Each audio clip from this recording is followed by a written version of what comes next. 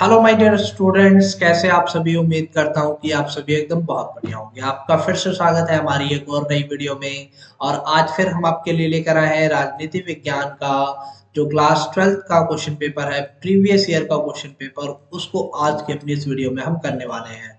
मैं सेट 1 और set 2 already दे चुका हूँ अपने चैनल पर। आज मैं सेट 3 लेकर आया हूँ। और ये जो सेट 3 है ये काफी इंपॉर्टेंट है आप सभी बच्चों के लिए, क्योंकि अगर आप इन क्वेश्चंस को बना लेते हैं तो आपको आने वाले एग्जाम में किसी भी तरह की कोई परेशानी नहीं होने वाली है। जी हाँ बच्चे, फटाफट से चैनल पे नए हैं तो चैनल को सब्सक्राइब जरूर कर लीजिएगा, बेल आइकन को प्रेस कर लीजिएगा, क्योंकि ये चैनल इस तरह की लगातार वीडियोस आपको देता रहेगा। चलिए बच्चे, शुरू करते हैं अपनी इस वीडियो को और देख लेते हैं आज के अपने इस प्रश्न पत्र में ये जो प्रीवियस ईयर क्वेश्चन पेपर है, इसमें किस तरह के क्वेश्चन आज आपके लिए मैं लेकर आया हूँ। ठीक है बच्चे, देख लीजिए सबसे पहले प्रश्न को। पहला प्रश्न जो है वो कह रहा है कि निम्नलिखित को काल क्रम अनुसार व्यवस्थित कीजिए। सार्क की स्थापना, यूरोपीय संघ की स्थापना, आसियान की स्थापना, चीन में कृषि का निजीकरण। तो बच्चों, अगर हम इनकी डेट की बात करें तो सार्क की स्थापना होती है कब? 1985 में। ठीक है, 1985 के अंदर सार्क की स्थापना होती है। यूरोपीय संघ की बात करें तो इसे 1992 में स्थापित किया जाता है। आसियान की बात करें तो इसे 1967 में स्थापित किया गया था, 1967 में। और चीन में कृषि का निजीकरण की बात करें तो ये घटना आपकी 1978 की है। तो इसमें से जो सबसे पहले जो घटना घट रही है वो कौन सी है? वो है आपकी आसियान की स्थापना। तो जो थर्ड में फर्स्ट होगा सबसे पहले, जी हाँ बच्चे, ऑप्शन नंबर बी आपका एकदम सही उत्तर हो जाएगा। थर्ड है, थर्ड के बाद फिर क्या आएगा? फोर्थ आएगा। थर्ड के बाद फोर्थ है, और फोर्थ के बाद फिर आपका क्या आना चाहिए? फर्स्ट आना चाहिए 1985, और उसके बाद सबसे लास्ट में आपका 1992 यूरोपीय संघ की स्थापना आना चाहिए। तो ऑप्शन नंबर बी एकदम सही उत्तर हो जाएगा आपका इस प्रश्न का। अगले प्रश्न की तरफ हम आगे बढ़ लेते हैं और देख लेते हैं अपने अगले प्रश्न में हमारे क्या है। कह रहा है अगले प्रश्न में हमारा, निम्नलिखित में से कौन से राजनीतिक पार्टी जनता के जन राजनीतिक पार्टी जनता के संसद मार्च का हिस्सा नहीं थी, जिसका नेतृत्व जयप्रकाश नारायण ने 1975 में किया था। देखो, जेपी ने 1975 में एक संसद मार्च का नेतृत्व किया था, और ये संसद मार्च आपके दिल्ली तक आया था। इसमें भारतीय जनसंघ भी शामिल था, आपका भारतीय लोकदल भी शामिल था, समाजवादी पार्टी भी शामिल था, सिवाय भारतीय कम्युनिस्ट पार्टी के। ठीक है, भारतीय कम्युनिस्ट पार्टी उस समय इस संसद मार्च में शामिल नहीं थी। तीसरे प्रश्न की तरफ चल लेते हैं अपने। तीसरे प्रश्न में हमारे कह रहा है 1989 के बाद निम्नलिखित में से कौन सी एक राजनीतिक घटना घटित हुई? क्षेत्रीय राजनीति का अंत हुआ, गठबंधन की सरकारों का युग प्रारंभ हो गया, कांग्रेस पार्टी का प्रभुत्व जारी रहा, या फिर जातिगत राजनीति की जमीन खिसक गई। तो अगर हम बात करें 1989 के बाद से जो गठबंधन की राजनीति है उनका युग क्या हो चुका था? शुरू हो चुका था। गठबंधन की सरकारों का युग 1989 के बाद से स्टार्ट हो चुका था। तो ऑप्शन नंबर 20 का सही उत्तर हो जाएगा। अगले प्रश्न की बात करें तो कौन से दो राज्यों में कांग्रेस पार्टी आपातकाल के बाद 1977 का चुनाव जीतने में सफल रही? उत्तर प्रदेश और जम्मू कश्मीर। देखो, जम्मू कश्मीर में तो जीत गई थी पर उत्तर प्रदेश में हार गई थी।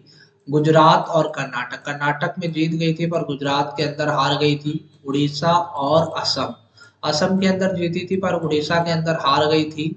कर्नाटक और तमिलनाडु। हाँ, ऑप्शन नंबर डी आपका एकदम सही उत्तर हो जाएगा। कर्नाटक और तमिलनाडु दोनों ही राज्यों में कांग्रेस पार्टी की जीत हुई थी। ठीक है, पांचवें प्रश्न की तरफ चल लेते हैं। पांचवें प्रश्न में कह रहा है निम्नलिखित में से कौन सी विशेषताएं योजना आयोग और नीति आयोग में एक जैसी है? देखो, योजना आयोग और नीति आयोग की बात करें तो दोनों में एक जैसी कौन सी है? दोनों गैर संवैधानिक निकाय है। ये बात एकदम सही है, दोनों ही गैर संवैधानिक निकाय हैं। दोनों में राज्यों की भूमिका अहम है, ये बात गलत है। दोनों में अध्यक्ष प्रधानमंत्री होते हैं, ये बात एकदम सही है। और दोनों दोनों को धन आवंटित करने की शक्ति है, ये बात भी गलत है।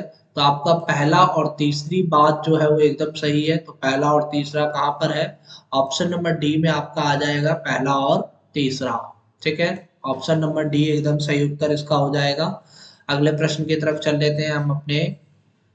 छठे प्रश्न की तरफ। छठे प्रश्न में कह रहा है कि निम्नलिखित में से कौन सी देशी रियासत ने प्रारंभ में भारतीय संघ में शामिल होने का विरोध किया था? बड़ौदा ने, मैसूर ने, हैदराबाद ने, ग्वालियर ने। देखो बच्चों, इसका सबसे सही उत्तर हो जाएगा आपका हैदराबाद, क्योंकि हैदराबाद ने अपने आप को स्वतंत्र रखने की घोषणा की थी। वो कह रहा था कि हम भारतीय संघ में शामिल नहीं होंगे। उस देश की पहचान कीजिए जो संवैधानिक राजतंत्र है और चारों तरफ से जमीन से घिरा हुआ है। नेपाल है, म्यांमार है, भूटान है या फिर अफगानिस्तान है। इस समय वर्तमान समय की बात करें तो डी जो है भूटान, वो आपका संवैधानिक राजतंत्र से चल रहा है। आठवें प्रश्न की तरफ बढ़ लेते हैं। आठवें प्रश्न में कह रहा है निम्नलिखित में से कौन सा एक कथन ब्रिक्स का उद्देश्य नहीं है? ब्रिक्स का उद्देश्य नहीं है अपने सदस्य राज्यों के बीच समान आर्थिक लाभ वितरित करना, ये पूरा एक उद्देश्य है उसका। सदस्य राज्यों की आंतरिक नीतियों में हस्तक्षेप न करना, ये भी एक उद्देश्य है उसका। एक अधिक न्यायसंगत और निष्पक्ष विश्व की स्थापना करना, ये भी उसका एक उद्देश्य है। शांति में सुरक्षा को बढ़ावा देना, ये उसका उद्देश्य नहीं है, क्योंकि वो व्यापार से संबंधित एक संस्था है। तो ऑप्शन नंबर डी एकदम सही उत्तर हो जाएगा आपका आठवें प्रश्न के लिए। नौवें प्रश्न की बात करें तो एजेड फिजो ने निम्नलिखित में से किस राज्य में एक आंदोलन का नेतृत्व किया था? सिक्किम में, मणिपुर में, मिजोरम में या फिर नागालैंड में? तो बच्चों, अगर हम फिजो की बात करें, ठीक है, तो फिजो जो थे वो नागालैंड के अंदर थे। इन्होंने एनएनसी पार्टी नाम से एक संगठन बनाया था। 10वें प्रश्न की बात कर लेते हैं। 10वें प्रश्न में कह रहा है कि भारत और इजराइल निम्नलिखित में से किस एक क्षेत्र में सहयोग कर रहे हैं? गरीबी उन्मूलन में, जनसंख्या नियंत्रण में, विदेश नीति में या फिर आतंकवाद के प्रतिरोध में? ऑप्शन नंबर डी एकदम सही उत्तर हो जाएगा इसका। आतंकवाद का प्रतिरोध करने में जो भारत और इजराइल है वो एक दूसरे का सहयोग कर रहे हैं। अगले प्रश्न की तरफ चल लेते हैं अपने 11वें प्रश्न की। और 11वां प्रश्न जो है हमारा वो क्या है? एक अभिकथन और कारण वाला प्रश्न है। इसमें अभिकथन को पढ़ लेते हैं कि भारत ने महाशक्तियों पर व्यापक परमाणु निरस्त्रीकरण के लिए जोर दिया, लेकिन फिर भी भारत ने एनपीटी के अनिश्चितकालीन विस्तार का विरोध किया और सीटीबीटी पर हस्ताक्षर करने से इनकार किया। ये बात एकदम सही है कि भारत ने सीटीबीटी पर हस्ताक्षर नहीं किया था, एनपीटी का उसने विरोध किया था। दूसरी बात, यह संध्या विशेष रूप से गैर परमाणु शक्तियों पर लागू होती थी और परमाणु शक्ति संपन्न 5 शक्तियों को एकाधिकार को वैध बनाती थी। ये बात भी एकदम सही है, ठीक है। पर इसका इससे कोई लेना देना नहीं है। ये जो सेकंड स्टेटमेंट है आपकी, कारण जो बता रहा है, इस कारण जो है वो अभिकथन का एकदम सही उत्तर नहीं है, पर दोनों ही इंडिविजुअल रूप से सही है। तो हम ऑप्शन नंबर बी के साथ जाएंगे। अभिकथन और कारण दोनों ही सही है, परंतु कारण अभिकथन एक ही सही व्याख्या नहीं कर रहा है, ठीक है। 12वें प्रश्न की बात कर लेते हैं। 12वें प्रश्न में भी अभिकथन और कारण वाला प्रश्न दे दिया है। इसमें कह रहा है कि अभिकथन ए, दक्षिण एशिया हर अर्थ में विविधता का प्रतीक है, फिर भी दक्षिण एशिया के विभिन्न देशों में एक जैसी राजनीतिक प्रणाली है। ये बात भी गलत है पूरी तरीके से, ठीक है। और यहाँ जब पहली स्टेटमेंट गलत हो गई तो ऑप्शन नंबर डी के साथ आप चले जाएंगे। अभिकथन ए क्या है? गलत है, ठीक है। अपने अगले प्रश्न की तरफ हम बढ़ लेते हैं। अब हम थोड़े मैप के क्वेश्चंस कर लेते हैं, पैराग्राफ भी कर लेते हैं, ठीक है, और समझ जाते हैं कि किस तरीके से ये सारी चीजें दे रखी है। ये एक कार्टून है, ठीक है। 24वां प्रश्न जो है आपका कार्टून वाला प्रश्न है और कार्टून वाले प्रश्न को देखकर इसमें इनके उत्तर देने हैं। फर्स्ट जो है कह रहा है कि ऊपर दिए गए कार्टून का संबंध किस संगठन से है? तो आप कार्टून में देखेंगे तो ये एक स्टार दिख रहा है जो आपका यूरोपीय संघ से संबंधित है। ऑप्शन नंबर बी इसका एकदम सही उत्तर हो जाएगा। दूसरे की बात करें तो दिया गया कार्टून निम्नलिखित में से किसके बारे में है? ग्लोबल वार्मिंग के बारे में, व्यापार समझौता करने में असफलता, सदस्यों के लिए एक संविधान बनाने में असफलता, पर्यावरण संरक्षण में असफलता। ऑप्शन नंबर सी इसका एकदम सही उत्तर हो जाएगा। ये एक संविधान बनाने में क्या रहा? असफल रहा। तीसरे की बात करें तो कार्टून में दिखाया गया सितारों का व्रत क्या दर्शाता है? संगठन के सदस्य देश, संगठन की एकता, संगठन की सफलता या संगठन की संरचना। ये संगठन की एकता को दिखाता है ना। और आप कहें कि संगठन पूरी तरीके से एक है, संगठन की एकता को प्रदर्शित करने का काम ये कार्टून कर रहा है। अगर हम बात करें फोर्थ क्वेश्चन की तो कह रहा है कार्टून से संबंधित संगठन की स्थापना किस वर्ष हुई थी? 67 में, 85 में, 2006 में, 1992 में। ऑप्शन नंबर सी इसका सही उत्तर हो जाएगा। 1992 में इसकी स्थापना की गई थी। नीचे वाले जो प्रश्न है वो दृष्टि बाधित परीक्षार्थियों के लिए पर फिर भी आप इसको एक बार देख लीजिए। मार्शल योजना के तहत किस संगठन की स्थापना की गई? ऑप्शन नंबर 20 का एकदम सही उत्तर हो जाएगा, यूरोपीय आर्थिक सहयोग संगठन की स्थापना की गई। maastricht संधि को अपनाने का किन दो देशों ने विरोध किया था? इनका डेनमार्क और स्वीडन ने विरोध किया था। ऑप्शन नंबर सी एकदम सही उत्तर हो जाएगा। चीन ने अपनी अर्थव्यवस्था में सुधार लाने के लिए किस वर्ष खुले द्वार की नीति अपनाई थी? ऑप्शन नंबर सी 1978 में इसने खुले द्वार की नीति अपनाई थी। कौन से 5 देशों का समूह आसियान के संस्थापक सदस्य हैं? Indonesia, Malaysia, Philippines, Singapore, Thailand, ये 5 जो सदस्य हैं वो आसियान के संस्थापक सदस्य माने जाते हैं।